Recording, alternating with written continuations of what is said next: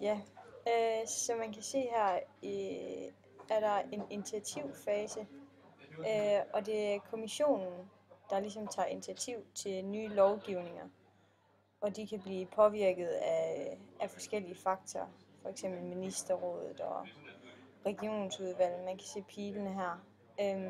Og den normale procedure, den tykke blå pil, vil gå her direkte igennem og op til ministerrådet og ned til Europaparlamentet, hvor Europaparlamentet så skal blive enige om, de vil vedtage den her lov, og det samme skal ministerrådet ved flertalsafstemning i Europaparlamentet.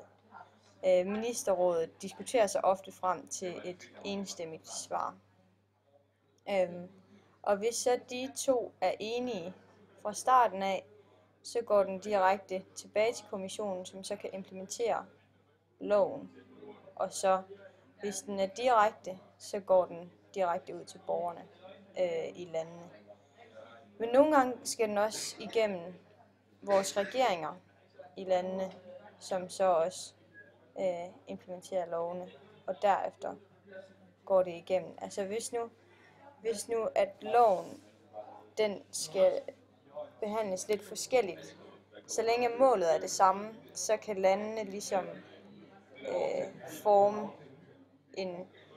en bestemt lov til deres eget land. Så længe at alle lande har det samme mål som lov. Og hvis ministerrådet og Europaparlamentet ikke er enige i første omgang, så skal de hen til en anden behandling.